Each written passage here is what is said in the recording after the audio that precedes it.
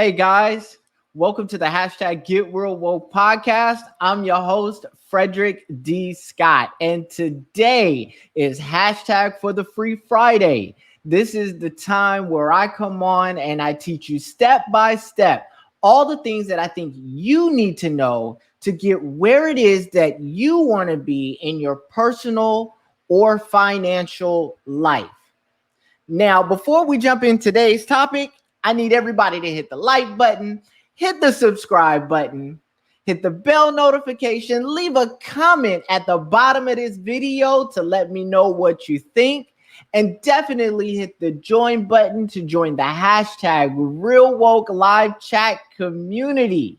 It is then by joining the hashtag Real Woke live chat community that you are eligible to participate in the hashtag Learn to Earn Cash giveaway, where I'm giving away a minimum of $1,000, a minimum of once a month. Now, interestingly enough, I actually just gave away the first $1,000 last Saturday. Our first winner was a young lady by the name of Kamitra Howard. And Kamitra Howard is the founder and CEO of Trapco, which is a shoe customization business. So she was the first winner. That happened last Saturday. And I was very, very, very excited to have a winner, to give away the money. And, we look forward to seeing, what her growth is going to be and how that money is going to impact her business, coupled with the financial literacy and business development training that I do here on the hashtag Get Real Woke podcast. So again, make sure you hit that join button so you can join the hashtag Real Woke live chat community. Okay, now that we got that out the way, we're going to get into today's topic. So today's topic is budgeting and saving. And I am a firm believer that everybody can save at least $1 a month. And we're going to get to that shortly. Let's go ahead and get into budgeting and saving. Now I was thinking about this, to be honest with you, and I'm like, dang, man. When it comes to budgeting and saving, that's not really an exciting conversation. It's not really a fun conversation because, it's budgeting and saving. So it's like, we're going to go through this and it's like, damn, how can I make this fun? How can I make this exciting? How can I make this interesting? I don't have an answer for that, actually. So we just going to get into this and we going to see what happens. All right. So here we go. So we're going to jump into budgeting and saving. And the way I like to start off budgeting and saving, and by the way, this, I wrote like a 4.25 page outline for this. And so I'm not really sure if this is going to be one episode or 2 episodes. So we're going to figure that out as we get along too. So let's just jump into it, see how we go. All right. So when we get into budgeting and saving, right? So first of all, let's talk about what is a budget. What is a budget? What is that? What does it mean to budget? So when you think about budgeting, so what budgeting really is an estimation of revenue and expenses over a specified future period of time. It is typically reevaluated on a periodic basis. So a budget is basically an estimation of the expenses and income that you think you're going to have over a certain future period of time. So it could be over the next 30 days, over the next 3 months, over the next 6 months, over the next 12 months, over the next 5 years, 10 years, 20 years. I mean, it's really up to you, how far out you want to budget. I think, honestly, that the best idea is to budget 1 year at a time in the future and adjust as you go along the way. And we're going to talk about that a little bit as we get into the topic of today's discussion. Now, I think that you should have some 5 to 10 year goals, but I think, when you're doing a hard lined, real structured, real strategized, laid out budget, I think you want to do that year over year over year, right? So, and you want to have mile markers where you're checking, weekly on how your expenses are going, and monthly you want to be reevaluating, right? And we're going to get into that a little bit more. Now, what is saving? What is saving? What does it mean to save? So saving is just money set aside over a specific period of time, right? So that's all saving is. Saving is taking some of the money that you make every month, setting it aside right? For a future use. So, and what you're saving for, it could be a number of things. You could be saving for retirement. You could be saving an emergency fund. So if something happens, you have some money set aside to go address that. If there's an unexpected expense, unexpected family emergency, et cetera, you kind of want to make sure, you got some money set aside for that. So savings can be used for that. You could be saving for a brand new car. Heck, you could be saving for a vacation. There's a number of reasons to save. You could be saving for a child's college fund. There's a number of reasons why people save and what they're planning on using that saved money for, right? So, but the net effect of saving is really, really easy and really, really simple. You're just setting money aside every single month or every specific period of time that you've decided that you're going to set money aside. You're separating that money from your day-to-day money, and you're saying that I'm going to set this money aside for a future use, for a future goal, a future strategy, a future purpose. That's all saving is. Saving is no more complicated or simple than that, right? So let's take this a little further, because there's so much that I want to say about saving, because in our community, a lot of people aren't saving, and nationwide, a lot of people aren't saving and budgeting. And I'm going to get into a little bit of data, stats, right? I like stats. So I want to lay out a few data points for you to kind of consider. So according to the personal finance company Mint, right? So there's this finance app called mint.com that you can actually use to save and budget. And we'll talk about apps that can help you budget and do things like that as a little bit later.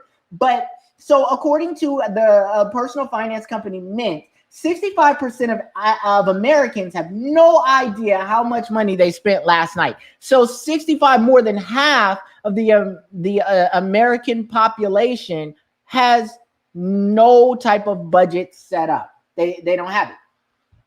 They have not budgeting. They don't know how much money they spent last month. And that's a dangerous thing, because if you don't know where your money is going, it's very difficult for you to plan for the future, right? So, we want to drop that percentage down quite considerably, right? 65% is really high across the American population. And I bet if I took the subset of the African American demographic, our community, I bet you that the number would be even higher. I actually didn't take the time to find that data point. And honestly, I kind of wish that I had at this point, but I did actually not do that. So, but I would imagine that it would probably be higher, because when you look at data points like this, what you find is that in the African American community, our numbers always trend higher than nationwide averages when the data points to a negative subset of information. Let's say, savings, FICO scores, income, et cetera, our numbers, tend to trend higher for, bad credit, for not having a budget, for not saving, or the amount of money we're saving, or for low income. Our numbers tend to be higher than the national averages. So I would imagine that trend would remain if I looked at the budgeting data for the subsect of the African American community. But the second data point I want to give you is that 30% of people who don't have a budget say they don't make enough money to need one. Now, out of that 32% that they surveyed, I'd imagine majority of them were in minority communities, African American, Hispanic, et cetera, et cetera. And we're going to talk about, because a lot of you guys are probably going to watch this video and you're probably going to be like, well, hell, I don't make enough money to save. I mean, when you really look at my income every month, by the time I get done paying my bills, man, listen, I ain't got a nickel left in my bank account. And sometimes my bills are higher than what I actually make. So I pay one now and I'll be trying to negotiate one later. I bet that's what a lot of y'all are going to say. And, I'm going to address that, right? I'm going to address that, because no matter how much money you make or don't make, you need a budget. Like, that's just reality. You need a budget and you need a savings plan. And that's just real. So let's get into this. So, when we talk about building a budget, I like to break things down into simple, easy steps for kind of people to understand, right? So before building a budget, you have to set goals to understand what you're trying to accomplish. So that's first, right? And so setting goals, when you are building a budget, your whole budget is based off of your short-term and long-term goals and aspirations. So that's the first thing that you have to understand about a budget. So when you start talking about setting up a budget, here's some things that I would recommend that you consider, right? Write down 3 to 4 things that you want to accomplish in the next 5 to 10 years. 3 to 4 things. What are 3 to 4 things that you want to accomplish in your personal financial life in the next 5 to 10 years? Write those things down. Don't worry. Pause this video and write those things down. We're going to do this now, right? We're going to get to this right now. So pause this video. Check that out. Write that down. Now, the second thing I want you to do is I want you to write down 2 things you want to accomplish in the next year regarding your finances. Give me 2 things that you want to do. Write them down. You don't have to share them with anybody, but pause this video and write down 2 things that you want to accomplish in the next year in your personal financial life. 2 things. Now, once you do that, write down 1 thing. I want you to write down 1 thing that you want to accomplish in the next month in your financial life. 1 thing that you want to accomplish in the next month. See, now we're starting to shape. You see how we're shaping the long-term goals, the medium-term goals, and the short-term goals. Because our budget is going to be based on these goals. And the way you're going to know that you're getting to those goals is by checking your budget month over month. And we're going to get to that. Now, there are 6 steps. There are 6 steps to setting up a budget. 6 steps, right? In my view, there are 6 steps. Now, the first step is gathering your financial paperwork. If you want to make a budget, if you want to begin to build a budget, a good one that is going to be accurate to your specific situation, the first thing you need to do is gather your financial paperwork. And what do I mean by financial paperwork? So I made a list of things that I think would, be very important for you to have in the process of building a budget. So you want your bank statements. You want to get your bank statements. You want to get any investment accounts you have. I don't care if you got $1 in it, get the statement for it, right? Your recent utility bills. So you want the last 2 to 3 months of your utility bills. W-2s, pay stubs, 1099s, any credit card bills that you have, receipts from the last 3 months. So, a lot of that can be seen in your bank statement, but for you, those of you who actually save your receipts, pull your receipts down for the last 2 to 3 months. And for those of you who don't save your receipts that are interested in saving your receipts, I'm not saying that you have to take your physical receipt and go throw it in a shoebox. No, they got apps for that now where you can actually take a picture of the receipt and it will store in the app. So that way you can keep a running record of all your variable expenses. And we'll get to what variable expenses are in a second. Now, mortgage and or auto loan statements. So if you got a mortgage, if you got rent, if you got either or mortgage or rent, you got a car that you're paying on every single month, get those statements too. Get those statements. Now, one of the keys to building a budget and making progress is to create a monthly average. So that's what we're doing, right? See, when you're gathering your financial paperwork, what we're trying to do is create a monthly average of your income and your expenses, right? That's what we're doing here. So by you gathering up all of that paperwork, you're going to be able now to see, once you do the calculations, what your income is and what your expenses are. And that's the first step to building a budget, understanding, getting a good handle on what your real income is and what your real expenses are month over month. That's the first step to building a budget. Now, number 2, this is the second thing you need to do in my 6 steps, right? The second thing you need to do is calculate your income. Calculate your income. Figure out how much income you can expect each month. Figure out how much income you can expect each month. Now, here's the thing. That doesn't just mean, your W-2 income or your 1099 commission income. If you've got any income coming in from anywhere, you want to count those things. And so some good examples of that would be like child support, Social Security, if you're getting veterans benefits, all of that is money in. All that's coming into your your bank account on a monthly basis, you want to calculate that income. So you want to calculate all sources of income so you can get a true understanding of where your income really is, right? How much money you actually have month over month. Now, here's the thing.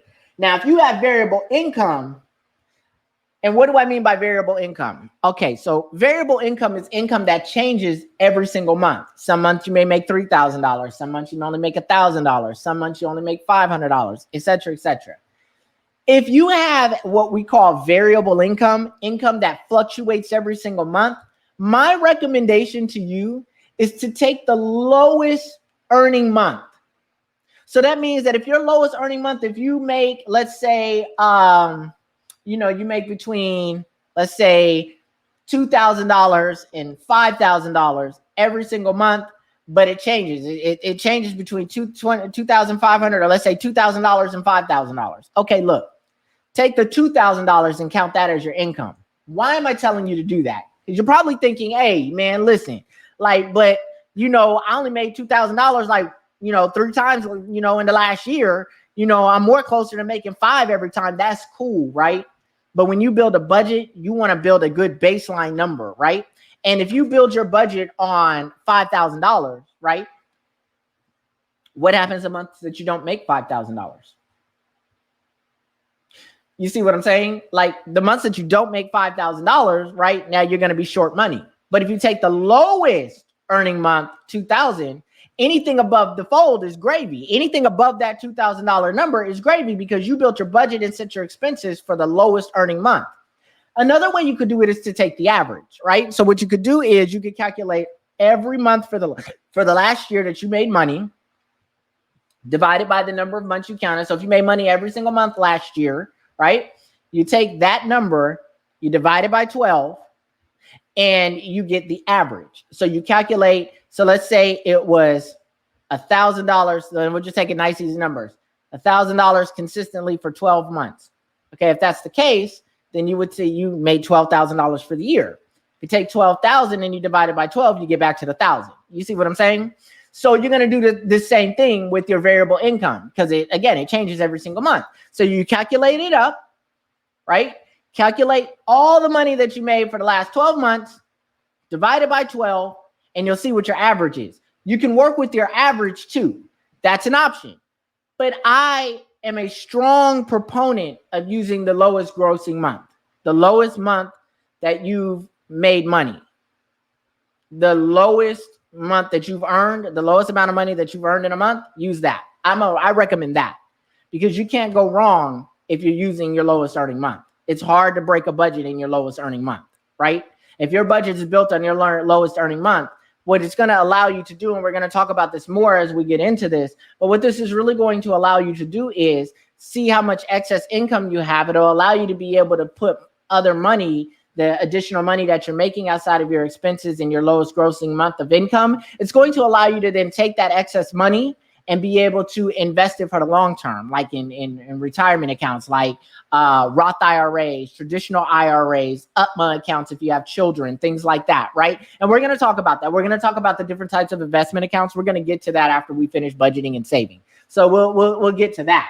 But now, so that's how you deal with variable income if you're a commission and your money fluctuates month to month to month. Now, the third thing that you need to do, right? The third thing in these 6 steps is create a list of monthly expenses. So you need to create a list of what your monthly expenses are. And let me give you some examples of what some common monthly expenses are for the common consumer, right? That would be your mortgage payment or your rent. It would be your car payments. It would be your insurance, it would be groceries, utilities, entertainment, personal care, eating out, child care, transportation costs, travel, student loans. If you have a savings account, savings, right? Because you're putting money into that savings account every single month. So that's an expense that comes out of your income. And while you're investing, what you're doing is investing for a future purpose. You're setting money aside for a future purpose. That's still an expense every single month that you got to calculate. Savings is an expense that comes out of your income, right? It's still your money. But remember, if I have $5,000 and I take $500 out, I've committed to putting $500 into a savings account every single month, for example, right? I only have $4,500 left for which to pay bills and do those types of things to manage my expenses with. So that's why I count savings as an expense. A lot of people will tell you that, well, saving is still your money. So saving is an investment. It's an asset. And that is true. It is an asset. A savings account is an asset at the end of the day. That's a fact of life. But when we're looking at budgeting, we have to count saving as an expense item, because that money that you're setting aside for a future purpose is taking away from the money you have to pay your expenses for the month. So in that aspect, it should be counted as an expense. And so that's why I kind of listed it here as one of the things that you need to be considering when you're thinking about your expenses. Now, to get a good assessment of what these expenses are, you can look at your bank statements, your credit card statement, and receipts from the last 3 months to identify spending, right? Now, that's very important. That's very important. Look at your statements. Like, don't guess. Don't guess. Just look at your statements. Look at your bank statement. Look at your credit card statement. Look at your receipts for the last 3 months, and you're going to know where your expenses are. Now, number four, determining fixed and variable expenses. This is very important, right? So what does it mean what is the difference between fixed and variable expenses? What does it mean to determine the difference between the two? Okay, so let's talk about fixed expenses first. Fixed expenses are those mandatory expenses that you pay the same amount for each time. That's items like mortgage, rent payments, car payments, set fee, internet service, trash pickup, and regular childcare. So fixed expenses are expenses that you pay for every single month. It's going to be the same price every single month. Your internet, $74.99 a month. That's what you pay every single month. It doesn't change. It is what it is. That's a fixed expense. If you have a mortgage, you own a house, your mortgage payment, if it's a fixed mortgage, it's a fixed term mortgage, it's going to be the same amount every single month. If you've got rent, your rent's going to be the same amount every single month. So these are examples of fixed expenses. Now, variable expenses change every month, right? So that's the difference between fixed and variable expenses. Variable expenses, like variable income, changes and fluctuates from month to month to month. For example, what is a good estimation or what is a good example, not estimation, I'm sorry. What is a good example of variable expenses? So how about groceries? How about gasoline? How about entertainment, eating out, gifts? These are variable expenses, right? Some months you have them, like gifts, for example. Some months you may not buy any gifts. Some months you do buy gifts. So at that point in time, that's a variable expense. And it's an infrequent variable expense at that. It's not a variable expense that happens month over month. It is an expense that happens sporadically. So it's an infrequent variable expense. That's what gifts are. Now, but like groceries and gas, depending on how many places you drove, hey, listen. For my guys out there, check this out, right? If you only went to the Scrimp Club, 2 times last month, but you went to the Scrimp Club 10 times a month before, you're going to spend more money in gas. That's just where it is, because, getting back and forth from the Scrimp Club, you went more times the previous month than you did last month. So, gas changes. But these are, I'm being silly. But that is an example of, a variable expense and how variable expenses change and why they're considered variable expenses. Now,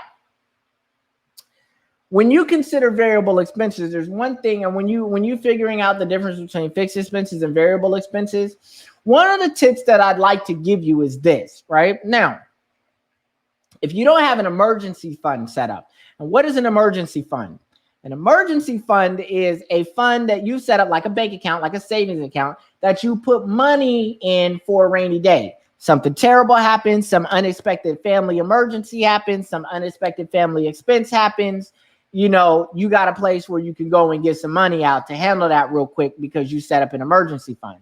For those of you that don't have emergency funds, though, what I would recommend that you do is to set up when you're looking at all of your expenses, add another expense column for surprise expenses, things that are unexpected that could happen out of nowhere, and set a number to that, right? It could be, 10% of our overall expenses. It could be 30% of your overall expenses. Figure out a surprise expense category. Put that down, write it down, surprise expense category, and place a number in there. And that becomes an expense. It becomes a variable expense. And that's very important because you can have the best budget in the world, but if you are not budgeting for emergencies, if you are not budgeting for unexpected situations, it's really easy to blow a budget if something bad really happens. So, that's really important. You know what I mean? And hey, for the record now, I want to put this out here for the record. Hey, man, an emergency fund is most certainly not, for my ladies out there that like to look fly. The emergency fund is not it is not the I need a new Hermes bag.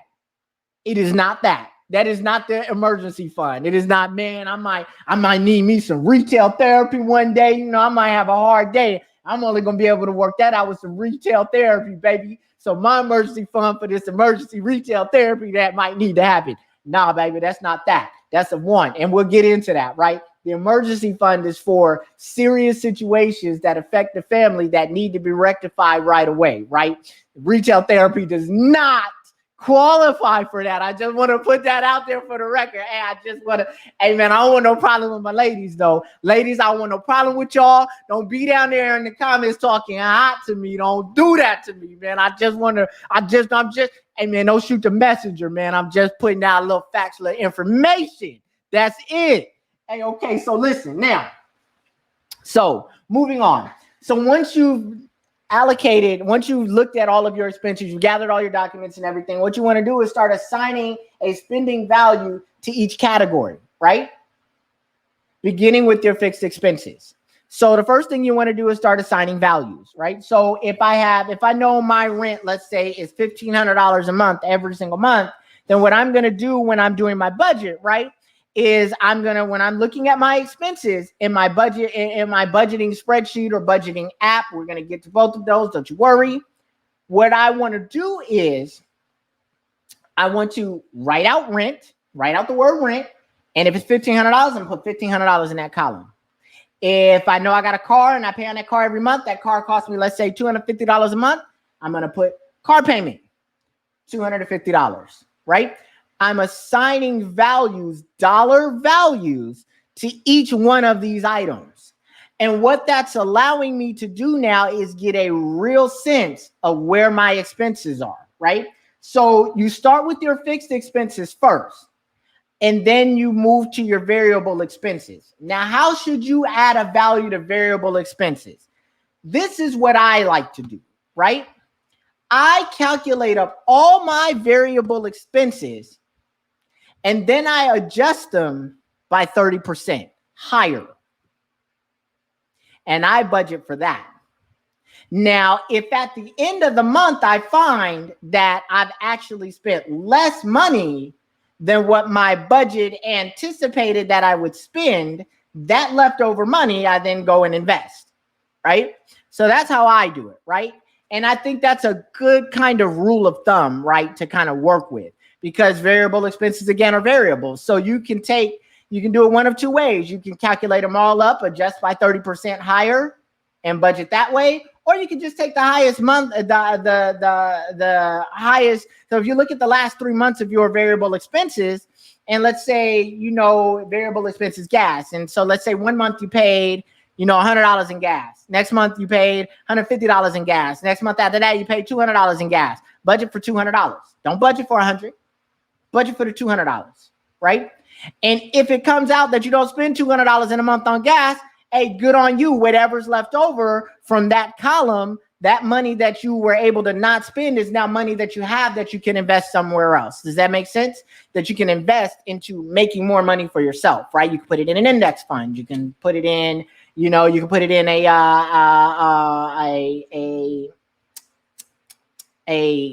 IRA, like a Roth IRA, an individual retirement account. That's what IRA stands for, by the way, individual retirement account. But don't you worry. We're going to get into all of this after we finish budgeting and saving. So don't worry. Now, so that's how you do that part. Now, number 5, let's move into number 5, right? So number 5, total your monthly income and your expenses. Total your monthly income and expenses. Now, here's the thing. If your income is higher than your expenses, well, hey, man, that's a good thing. That's a good thing right there. You're doing the right thing. Use the extra money towards retirement savings, or you can use it to pay down debt, right? Because see, if you use the money, so you got choices here, right? So I like to use mine because I don't run with a lot of personal debt. You know, I don't run that way. So for me, any excess money I have at the end of a budgeting month, I assign towards more investments. But some of you guys have like student debt. You may have, you know, a car loan, different things like that. And so in that aspect, you know, sometimes what you can do is take that excess money and use it to pay down some debt, because by paying down the debt, the monthly amount that you pay every month will change. And so by paying down the debt, you're actually freeing up more of your income month over month over month because you've paid down the debt some, right? So that's important, right? So you can definitely use any excess money that you have to pay down some debt, and that's smart. Or you can say, hey, I'm going to take half the money and put it towards retirement. I'm going to take the other half of the leftover money and I'm going to use it to pay down debt. That's also good because you're growing your income, you're growing your retirement savings, you're growing your wealth, right? And at the same time, you're also paying down debt, which is freeing up cash flow income that you can use to put in more into retirement or pay down even more debt, right? So that's a smart way to do things. Now, I want to talk to you about what is common practice in the industry, what's commonly known in the industry as the 50-30-20 budgeting philosophy. Okay, so what is the 50-30-20 budgeting philosophy? So the 50-30-20 budgeting philosophy actually works like this. 50% of your income should go towards essential needs, right? So that's like rent, your car payment, food, you know, utilities, et cetera, right? So 50% of your income should go there, okay? 30% of your income should go towards your wants, right? These are things that you have goals that you want to get or something that you want. You might want to go out to dinner. You might want a new pair of shoes. You might want, you know, a new outfit, things like that. 30% of your money goes there. 20% should go towards savings and debt repayment. So 20% of your income every single month should go towards savings and debt repayment. So put 10% in your savings, put 10% towards debt repayment, right? Now,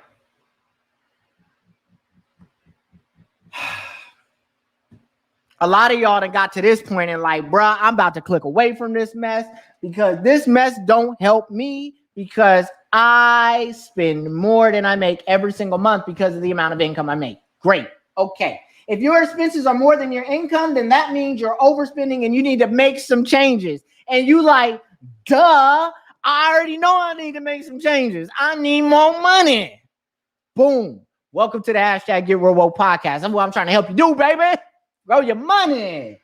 So now, how do you solve it though today? You know, you've got more expenses than you do income. How do you solve for that?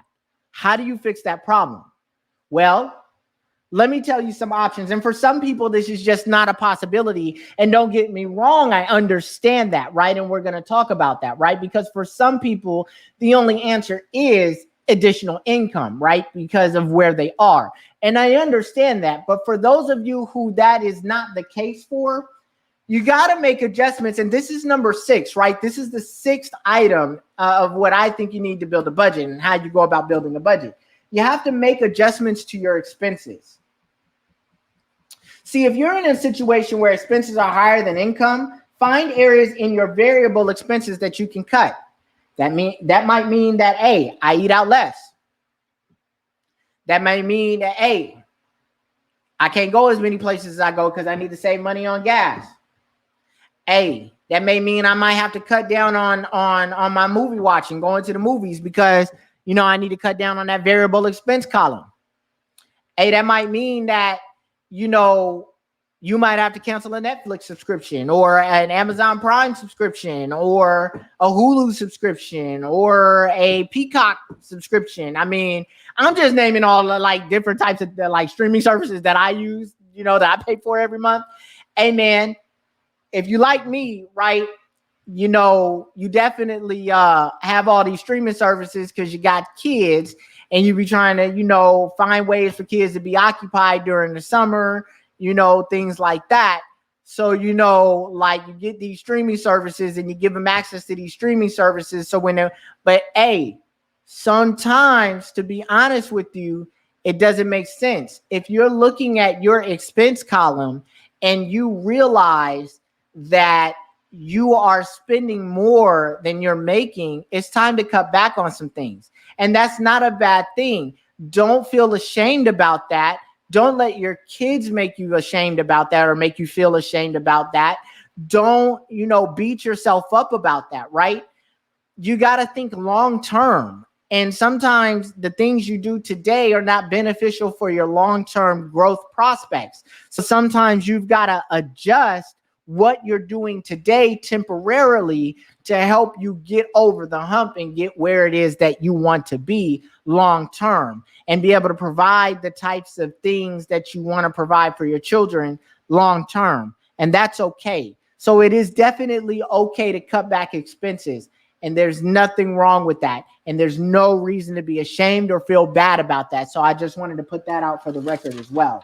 I'm turning the page here. I told you I got about 4.5. And what I can tell you right now is that likely, we're almost done. Now,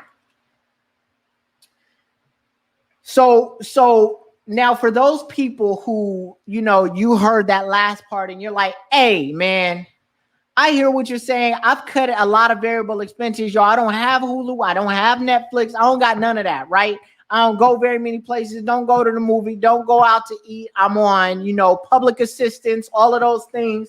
Bro, what you're talking about, man, I got mounting debt. Yo, listen, what you're talking about, man, I done cut everything I can cut, and I still got more expenses than I got income. That may mean that you need to trim some fixed expenses. And wait a minute, slow down.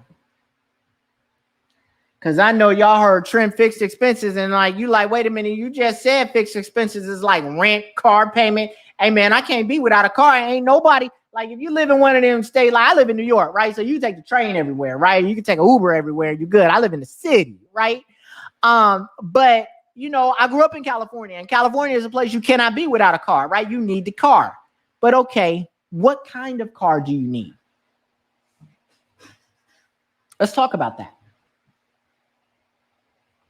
Do you need the latest, greatest 2001? I'm sorry, not 2001, 2021, 2020, 2019. Do you need that?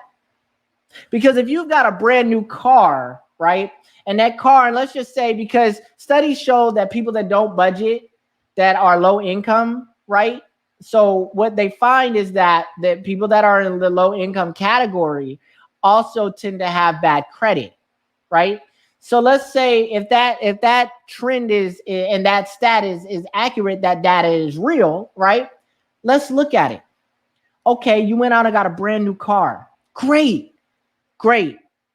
But you got bad credit, so you got a high interest rate, and you paying, for a Kia Sorento, you paying like $500-$600 a month. That's crazy, right? You need a car to get around. It doesn't have to be the latest and greatest car. And when you're trying to think long term and begin to budget and to begin to open up the doors for you to be able to save, sometimes that may mean, and I know a lot of y'all gonna look at me like, oh, he talking crazy talk right now. That may mean, to be honest with you, that it may make sense for you to trade that car in and buy less car. What's wrong? I mean, there's nothing wrong, like, yeah, okay, I get it. Like, we want to be fashionable, we want to, feel successful. We want to feel like what we working for, that we making progress in accomplishing things. We don't want to be the person people make fun of because we driving around in a bucket. Listen to me and listen to me very clearly. Yo, most of the people you trying to impress, to be honest with you, don't care about you anyway. Let's be real. And most of the people you trying to impress, 1 or 2 paychecks away from disaster themselves. So who cares what they really think? I'd rather be driving around in a bucket, knowing I'm saving money every single month and investing money for the future, right? To put me and my children in a better situation than to be driving around in some nice car. People complimenting me on my vehicle, right? And I'm behind on my rent. I'm negotiating payment arrangements with the utility company. I ain't got enough money to keep a full tank of gas in the car, so I'm driving around with a quarter tank of gas. And every time the gas light come on, I'm praying that I can make it to the gas station and put another $5 in the tank to be able to get me around for a little while. I mean, I'm just keeping it real, right? What sense does that make? Make it make sense. You know what I mean? So I just want you to think about that, right? Getting an older model car that runs great. It's got a great engine in it. Yeah, it may have a couple 100,000 miles on it, but it's got a great engine on it. And it's still got a lot of life in it. And if you just maintain it well, it can get you to the next level, get you to the next phase, allow you to be able to save the money that you need to save to be able to get to the next place that you want to get to. You know what I mean? So I just want to put that out there and give you that to think about too. It may mean that, hey, you don't want to hear this either. It may mean that you got an apartment, you got, 2-3 bedroom apartment. You got a room for all your children and yourself. Hey man, got 3-bedroom apartment. What's wrong with a 2-bedroom? What's wrong with a 1-bedroom? I know that sounds crazy because we gonna all be on top of each other. Yeah, temporarily while you save to be able to put yourself in a better position. See, it's about priorities. It's about discipline. It's about sacrificing now, right? So you can have a better future later. And that's hard to do for us. That's hard to do for most people. It doesn't matter what the color of your skin is, what demographic you come from. That's hard to do for a lot of people because you feel like you're failing, like you're a failure, and you're not. You're taking a step back so you can set yourself up properly for the success that you really want to have in your life, that you really deserve to have in your life. So I just, think about trimming some of those fixed expenses. Now some of it is and just an increase in income, right? Some of this is, you've trimmed your fixed expenses. You're living in the lowest possible way that you can lower. You lowered your expenses to the lowest common denominator. You've done everything that you can possibly do, and it's still not enough. And that is just increasing income. And so, to be honest with you, that's what this is about. That's what this podcast is about, right? It's about giving you tips and strategies and teaching you different things that you need to know financial literacy wise and business development wise to help you be able to increase your income. So that's the goal, right? That's what I'm trying to accomplish. Now, let's say you just bad with money. You're the type of person where, you get $1 in your hand, boom, that dollar somewhere else. That dollar burn a hole through your pocket, right? I've been that kind of person. I want you to know that it took me a while to gain the discipline necessary to be able to save and invest consistently in a consistent, measurable way, right? Took me some time. When I first started in my career, I get a couple dollars in my pocket. Them couple dollars is in somebody else's pocket in 2.5 seconds. Hey, I got to go, baby. Hey, man, so I've been there. So I just want you to know that I've been there. So I understand. Now, so let me teach you about the envelope system. So for some of you, right, that have a hard time, with saving money, with setting money aside for future use, there's a thing called the envelope system. And I want to tell you a little bit about the envelope system. So what the envelope system is, divide your cash for spending, the money that you have to spend, get you an envelope, right? So let's say it's entertainment. And let's say you budgeted $100 for entertainment this month. Okay, write entertainment on the envelope, put that $100 in the envelope, set that envelope to the side. Every time you want to do something in entertainment, like go to the movies, go out to eat, all that kind of great, wonderful stuff, that's all entertainment. It comes out of that entertainment budget. Once that envelope runs out of money, stop spending in that category. You're done for the month. So whatever you put in that don't mean, oh man, the entertainment envelope out of money, let me put some more money in there. No. Once the envelope is empty, it's quiet. You're done with that. That means no more movies for the rest of the month. That is the envelope system. It creates a level of discipline, right? It helps you with your discipline. It helps you understand that, hey, like once the money that I've set aside in this envelope for this expense or for this thing that I want to do this month, once that money is spent, I just don't do that no more for the rest of the month. That can help you, if you have a hard time keeping cash, that's a way that, you can go about, getting into the habit of only spending what you budgeted for. Now, here's the key thing, and I think I've already said this, but I'm going to say it again. I got all these notes, so I'm going to make sure I hit everything. Don't exceed your spending limit in a category. Don't do that. If you budgeted, $200 for entertainment, that's what you spend. Don't spend no more than that. That's how you blow a budget. That's how you end up moving backwards instead of moving forward. Now, a budget, once you've created a budget, once you've followed all these rules and you follow my steps and you've got yourself a nice little budget set up, right? What you want to do is you want to review and tweak that budget as necessary. So what I like to do, I'm going to tell you what I do, right? Every week, at the end of every week, every Sunday, in the nighttime on Sunday, I sit down and I review my week of spending. And I compare it to what I've set up for in my budget, and I see where I'm at, right? I keep tabs on it. For me, right, I've gotten to a level of discipline to where if I feel like I spent too much money in a category for a week, then that means that another category I'll spend less in to put the money back and recoup the money that I overspent in a category. Because every now and again, I do overspend in a category. Every now and again. It's rare, but it does happen. And so the other thing that I like to do is I adjust my budget at the end of every month. So what I do is I sit down at month end, right? I reconcile all my spending at month end. I reconcile everything that happened at month end. And what I do is I project. Okay, I say, hey, was I on budget? Was I under budget? Was I over budget? And I make adjustments to my budget based on the information that I see in the numbers in the spreadsheet and in my app, right? So, and that's what I do. And I think that's very important, right? So let me give you some tips, right? I just want to hit you with a little tips. I'm almost done, y'all. Don't worry. I'm almost done. I made it to the end. This is a 1 week situation. Thought it might be 2 parts. It's 1 part. Hey, check this out. Okay, so tips. Let me give you some tips. Okay, so number 1, if you work on commission, be more aggressive in saving to prepare for slow months. In the months, so if you're working for commission, you're on what we consider a variable income, right? In the month that you do really, really well and make a lot of money, save more money that month, put more money into savings that month. What it does is it allows you to be able to be braced and prepared when you have months that have not performed well for you, where you might be a little short on your expenses, be a little short on income to pay your expenses.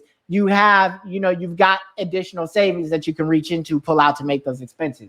So you have to be a bit more aggressive if you're on a variable income or if you're in a commission, all commission-based business. You definitely need to be more aggressive in your savings. So definitely keep that in mind. Number 2, if you have cash flow issues because you get paid once a month, for example. So this is an example, right? Let's say you get paid once a month and you have cash flow issues because you only get paid once a month.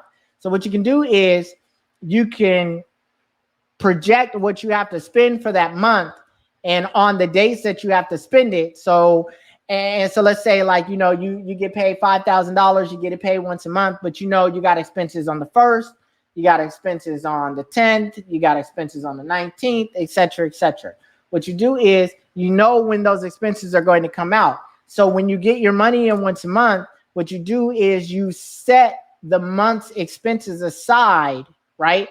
All the month's expenses, you set them aside in a savings account so you ensure that as expenses come up, you have the money to be able to pay those expenses, right? So that's how you deal with that cash flow issue. Now,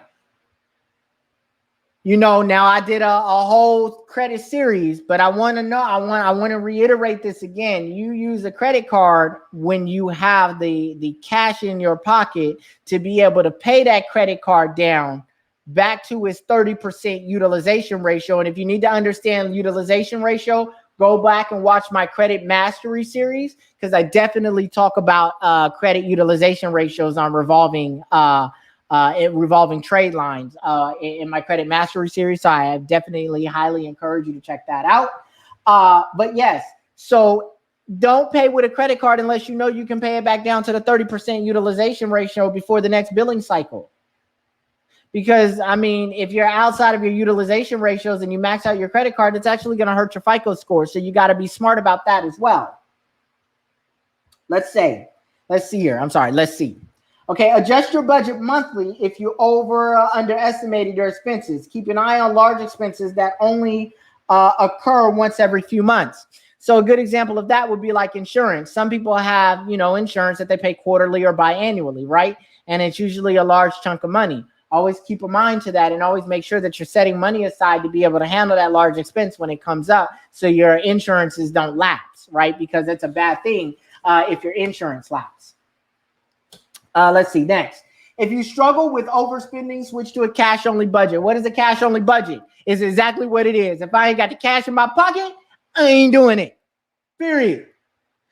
Hey, listen, I don't even carry cash. If I'm at the point now where if it's not in my budget, I ain't doing it. Like, I rarely go outside of my budget. Listen, if you have a hard time, overspending, move to, especially if that hard time is due to the fact that you will use a credit card to assist you in your overspending, baby, you need to move to an all cash diet. That's what you need. You need an all cash diet. If it ain't cash in the pocket, if you ain't got the money on you, if you ain't got the money in the bank account, not the savings and emergency fund account, but in the bank account, in your checking account, not the savings and other accounts that you're using for future purposes. If you don't have the money in your checking account, hey, baby, you don't need it. Don't pull out that credit card. Don't do that. Do not overspend. One of the things I want to stress to you, and this is another tip that I want to share with you. Once your expenses are lower than your income, budget towards saving goals before you increase your spending. So let's say you get a new job, right? Good example of this. You got a new job. You making an additional, $25,000 a year. You like, hey, man, hey, I see a new car in my future. Pop your collar. Hey, no, that is not the case. Increase your savings before you increase your lifestyle. Increase the amount of money you're going to dedicate towards saving and investing before you increase your lifestyle. And if you do that, if you get into a habit of doing that first, hey, man, you're gonna look in 10 years, you're gonna look in 15 years, you're gonna be a happy camper. I'm just keeping it real. The other thing I want to tell you, right? Hey, look, spend time on this podcast learning other financial literacy skills to assist in making your money work harder for you. I teach a lot of things on this podcast. So a lot of this, getting good at this and developing the tools and skills you need to be able to grow the kind of wealth you want to have for your life, achieve the kind of business success you want to have for your life. It's about learning new things. It's about learning new skill sets, right? So definitely spend time on this podcast, learning all of the great things that I'm teaching, hashtag for the free, right? And check that out, right? Learn those things because they're going to make you better, right? So that's that. Now,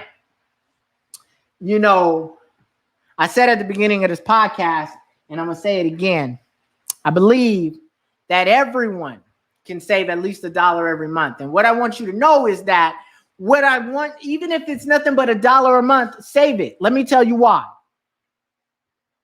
Even if it's only $1 a month, save it. Save it. Save it.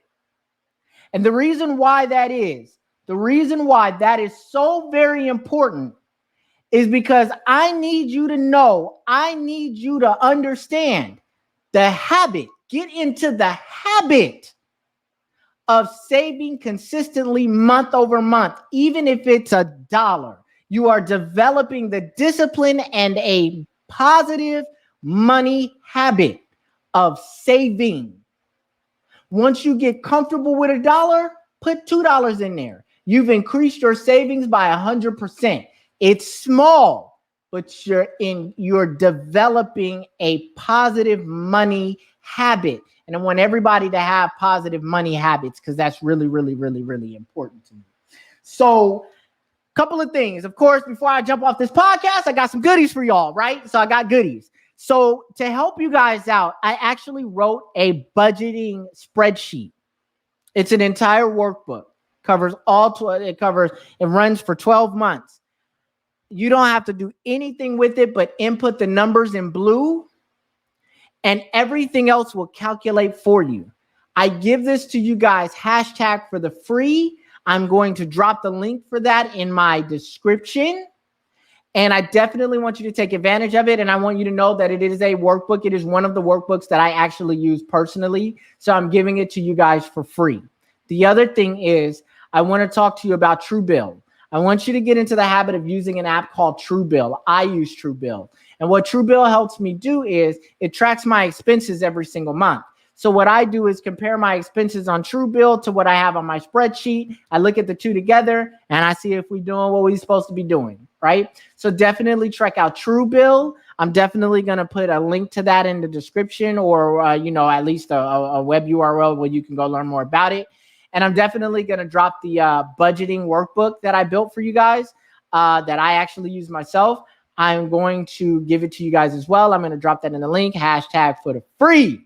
So, y'all, listen, that's all I got for y'all today. That's all I got for you. So I hope you guys learned a lot. I hope that you guys enjoyed this podcast episode. I appreciate y'all, as always, for spending time with me. Definitely make sure you hit that like button, hit the subscribe button, hit the bell notification, leave me a comment at the bottom of this video. Let me know what you think, and definitely hit that join button to join the hashtag Real Woke Live Chat community so you can become eligible to participate in the hashtag Learn to Earn Cash giveaway, where I am giving away a minimum of $1,000 every single month, a minimum of one time a month.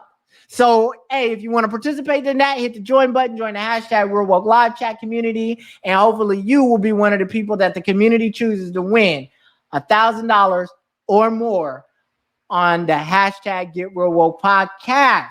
So with that in mind, guys, I appreciate all those people that do support me. For those of you who are watching the videos and haven't hit the subscribe button, hit that join button. Yo, what you waiting on, baby? Get on up in here. We waiting for you. We want to see you. Hey. All right, y'all. So that's all I got for y'all today. Again, I appreciate y'all. Thank y'all so much. And on that note, I'm out.